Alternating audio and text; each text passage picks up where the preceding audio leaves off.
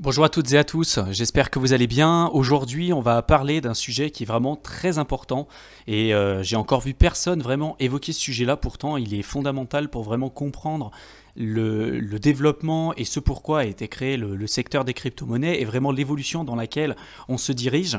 Et notamment, il y a vraiment un phénomène que très peu de personnes aujourd'hui connaissent, ou du moins pas sous ce nom, c'est ce qu'on appelle l'effet Cantillon ou le Cantillon Effect. Donc c'est vraiment quelque chose de très important qu'on va essayer de décortiquer avec vous et de vous l'expliquer de la manière la plus simple possible, puisque on entend souvent parler d'inflation, le fait que c'est pas forcément une bonne chose pour les personnes les plus pauvres. Sauf que, en effet, on entend un peu tout et n'importe quoi sur Internet. L'inflation, ça a des effets qui sont également bénéfiques pour l'économie, mais pas de la manière dont c'est utilisé, notamment aujourd'hui. Et ça peut être expliqué notamment via l'utilisation et la compréhension de l'effet Cantillon. Donc c'est vraiment quelque chose que je voulais vous présenter ici. Et à l'issue de cette vidéo, je pense que vous allez tout de suite beaucoup mieux comprendre pourquoi les crypto-monnaies finalement sont apparues aujourd'hui. C'est pas pour rien que ça a été créé, notamment Bitcoin, et les évolutions qu'on va pouvoir voir dans les temps à venir vis-à-vis de tout ça. Donc on va vraiment reprendre des bases et je vous mettrai de toute façon tous les articles, toutes les notions qu'on va évoquer ensemble dans cette vidéo. Je vous mettrai les liens en description de la vidéo pour que vous puissiez, comme d'habitude, le lire de votre côté. Pour tous ceux qui viennent de nous découvrir, n'hésitez absolument pas à télécharger notre guide offert pour tous ceux qui souhaitent investir dans le secteur des crypto-monnaies. C'est un guide qui vous permettra de vous mettre vraiment dans la bonne direction pour pouvoir faire les choses correctement avant d'investir vos premiers euros dans le secteur des crypto-monnaies. C'est très complet comme guide, on a plus de 50 pages comme ça que vous pourrez utiliser de votre côté. On a passé pas mal de temps à le faire, donc vraiment n'hésitez pas à le télécharger, ça pourra vraiment vous aider. Pour tous ceux également qui viennent de nous découvrir, on a une chaîne exclusivement dédiée à l'investissement dans le secteur des crypto-monnaies, donc n'hésitez pas à vous abonner tout de suite à notre chaîne YouTube pour ne pas rater nos prochaines vidéos. On en publie quand même très régulièrement, donc vraiment n'hésitez pas.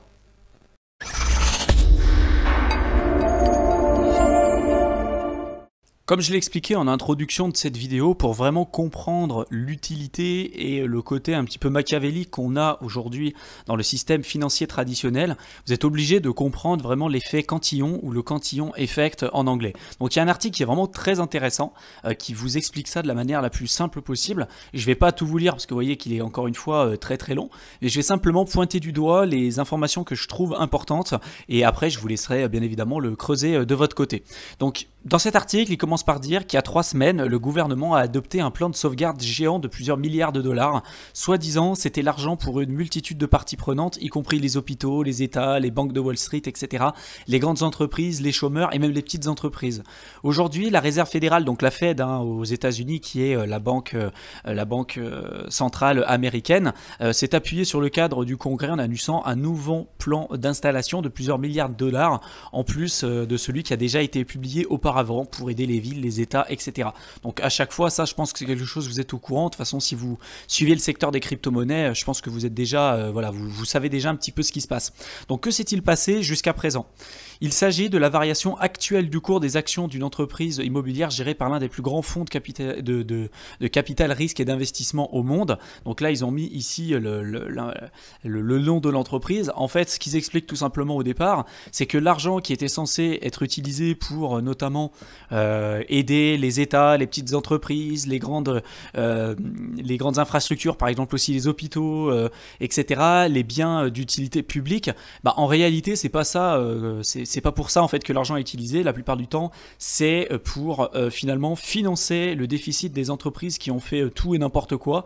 Il y a certaines entreprises qui faisaient ce qu'on appelait du buyback, notamment elles achetaient leurs propres actions pour faire monter le cours de leurs propres actions. Elles utilisaient de l'argent public qui était donné notamment par les États sous forme d'aide, etc. Non pas pour avoir une véritable contrepartie sur la véritable économie en fait, pour créer une richesse un peu plus importante, d'avoir une capacité de production plus importante, avoir également des salariés qui vont être un peu mieux payés, dans des meilleures conditions, etc. C'était absolument pas ça ce pourquoi l'argent a été utilisé. Ça a été utilisé plutôt pour notamment racheter leurs propres actions sur les marchés financiers pour ensuite se verser des dividendes et des rémunérations records.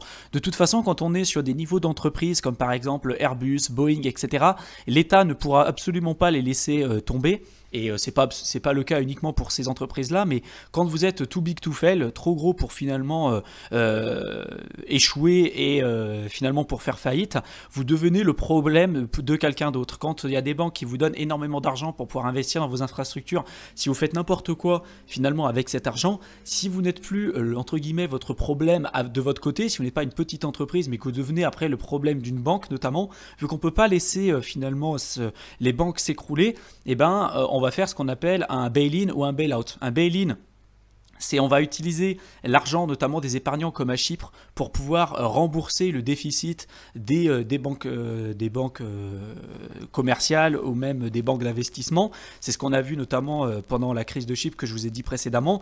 Mais on a également aussi ce qu'on appelle un bail-out. Donc le bail-out, ça va être notamment l'argent qui va venir particulièrement des gouvernements et de l'extérieur, entre guillemets, pour renflouer les caisses des entreprises et notamment des banques qui auraient pu faire faillite. Et donc c'est ce qu'on voit là arriver avec l'ensemble des banques centrales dans le monde entier qui impriment de l'argent sans fin en fait. Là la Fed a dit notamment no limit sur l'impression monétaire.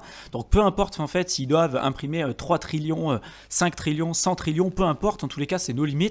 S'il faut en imprimer autant pour essayer de sortir de terre un petit peu tout ce qui se passe à l'heure actuelle, elles le feront. Ça, il n'y aura aucun problème. Sauf qu'on va voir qu'avec l'effet cantillon, je vais vous expliquer un petit peu plus tard ce que c'est, ça ne présage absolument rien de bon par la suite. Et d'ailleurs, il y a certains investisseurs comme Paul Tudor Jones, etc., qui ont bien évidemment mis le doigt dessus et qui ont décidé de parier notamment sur le Bitcoin en cas d'une hyperinflation. Mais ça, c'est un autre débat. Ce qu'on voit très bien, c'est que les personnes qui impriment aujourd'hui de l'argent ne le font absolument pas pour le bien commun, et c'est pas les petites entreprises qui vont recevoir de toute façon l'argent qui va être imprimé via les banques centrales, c'est encore une fois les grandes entreprises qui utilisent finalement cet argent-là pour se verser des dividendes et des salaires records, et aucun d'eux de toute façon, aucun PDG, aucun CEO de ces grandes entreprises-là ne seront impactés vis-à-vis de l'incompétence qu'ils ont pu avoir de leur côté en mettant la boîte sous l'eau, puisque de toute façon ils savent que peu importe ce qui se passe, ils ne couleront pas, même s'ils font des fautes de gestion qui sont majeures, de toute façon ils couleront pas, vu que ils deviendront le problème pour quelqu'un d'autre et les États ne les laisseront absolument pas tomber. Donc c'est ce qui est expliqué tout simplement ici. Et ce qui explique un petit peu plus bas, ce que l'auteur explique un petit peu plus bas, il dit que la raison en est que l'argent doit traverser les institutions, et en ce moment les institutions pour les puissants fonctionnent bien et celles pour le reste d'entre nous sont branlantes et brisées. En fait, ils expliquent tout simplement que l'argent va d'abord aux riches et que les autres petites entreprises, petits épargnants comme vous et moi, on va subir en fait de plein fouet, l'impression monétaire qui aura été faite de l'autre côté, puisque si vous faites notamment ce qu'on vous a toujours expliqué de faire depuis que vous êtes tout petit, c'est-à-dire d'épargner de l'argent, de le mettre sur votre compte en banque et puis de garder cet argent-là finalement pour votre retraite, et vous allez subir du coup directement de plein fouet cette inflation qui aura été issue notamment du quantitative easing et de l'impression monétaire d'un côté, et également en fait tous les bail-outs qui sont en train de s'opérer au fur et à mesure du temps. Donc s'il explique en dessous, l'auteur il dit peu d'argent finalement vous parviendra directement, mais dans la période intermédiaire, avant que cet argent ne circule pleinement, les riches, eux, ils peuvent utiliser cet accès à l'argent pour acheter des actifs physiques ou financiers. Et c'est là qu'on va venir justement à l'effet de Cantillon, ou le Cantillon Effect en anglais. L'effet Cantillon ou le Cantillon Effect, ça vient justement d'un banquier et d'un philosophe français du XVIIIe siècle qui s'appelle Richard Cantillon, et qui a écrit un livre qui s'appelle Un essai sur la théorie économique. Et ce qui est intéressant, c'est que cet essai, il dit tout simplement que sa théorie de base, c'était que qui profite lorsque l'État imprime un tas d'argent, c'est basé sur la configuration institutionnelle de cet État. Au XVIIIe siècle, cela signifiait que plus vous étiez proche du roi et des riches, plus vous profitiez, et plus vous étiez loin, plus vous étiez blessé.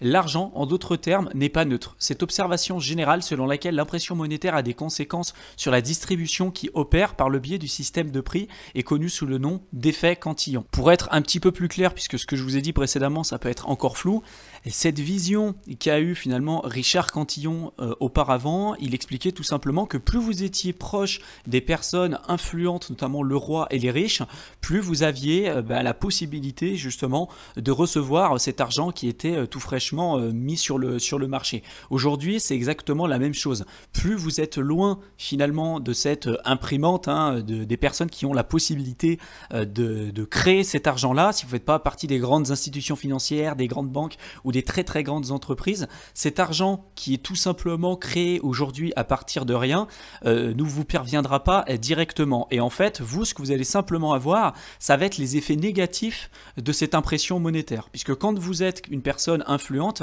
cet argent-là qui est tout simplement créé, admettons qu'aujourd'hui je souhaite créer, je sais pas moi, 100 milliards, que je les imprime et que je les investisse directement sur le marché financier. Ces 100 milliards que j'ai investis, les impacts négatifs sur le marché avec notamment l'inflation ne se font pas ressentir immédiatement. C'est quelque chose qui se fait comme ça au fur et à mesure du temps. L'inflation, elle se fait pas ressentir tout de suite. Sauf que si vous êtes une personne influente et que vous recevez ces grosses sommes d'argent là, vous pouvez profiter finalement de ce gros amas d'argent que vous avez eu de votre côté pour utiliser des effets de levier, pour investir dans les marchés financiers, pour acheter des actifs, etc., de l'immobilier ou ce que vous voulez, des actifs tangibles, ce qui va faire machinalement augmenter le cours de ces actifs et vous allez pouvoir faire fructifier votre argent.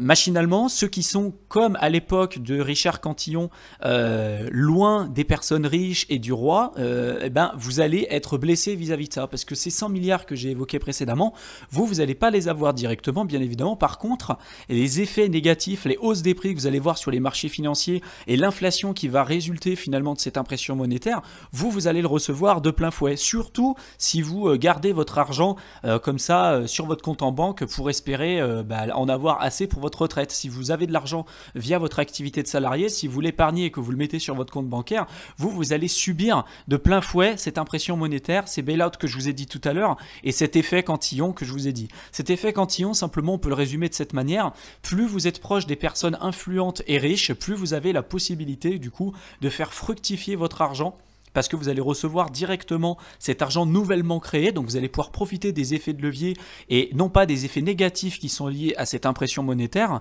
Par contre, de l'autre côté, le côté négatif de cet effet Cantillon, c'est que tous ceux qui ne sont pas proches en fait de l'imprimante, ce que j'ai envie de dire, des personnes qui ont aujourd'hui la possibilité de créer cet argent-là, des personnes comme vous et moi ou même les petites entreprises, vont subir de plein fouet ces aspects négatifs-là. Et donc en fait, c'est pour ça qu'on voit des personnes qui sont aujourd'hui toujours de plus en plus riches et des pauvres toujours de plus en plus pauvres. C'est qu'on a vraiment des inégalités qui s'accentuent comme ça au fur et à mesure du temps, et je suis persuadé qu'avec ce qui se passe à l'heure actuelle, cet effet Cantillon sera toujours d'actualité et va être encore plus vrai aujourd'hui qu'il y a 10 ans en fait. Et ça, j'en suis vraiment persuadé. C'est pour ça que je voulais vraiment vous présenter cet article qui est vraiment intéressant. Je ne vais pas vous lire tout le reste puisque je pense que vous êtes assez grand pour regarder un petit peu ce qui vous intéresse ou non dans cet article. En tout cas, l'effet Cantillon, c'est ça, et on voit c'est vraiment ces effets aujourd'hui, et on comprend beaucoup plus pourquoi aujourd'hui les crypto-monnaies ont été créées, ou du moins pourquoi certaines crypto-monnaies, notamment comme Bitcoin, ont été créées.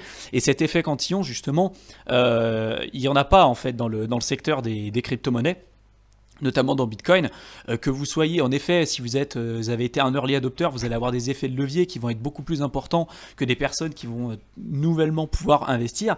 Mais je veux dire, les nouveaux Bitcoins qui vont arriver en circulation, vous avez autant de possibilités qu'une autre personne de pouvoir les acheter. Aujourd'hui, vous voulez acheter des Bitcoins, vous pouvez aller sur Kraken, vous pouvez en acheter.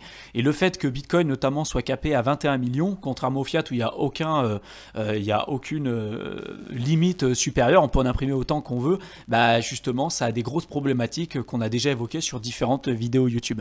Donc je voulais vraiment vous faire cette vidéo sur l'effet Cantillon qui est vraiment très important à avoir en tête pour finalement comprendre un petit peu le monde dans lequel on évolue, les disparités qui peut exister et celles qui continueront finalement de se creuser au fur et à mesure du temps, puisqu'on est tous plus ou moins conscients que en effet l'inflation ça a toujours plus ou moins existé, que c'est pas forcément une mauvaise chose en soi, que ça permet d'avoir des effets quand même qui sont positifs sur l'économie. Quand on parle d'inflation, on entend souvent des personnes qui vont dire que c'est forcément une mauvaise chose.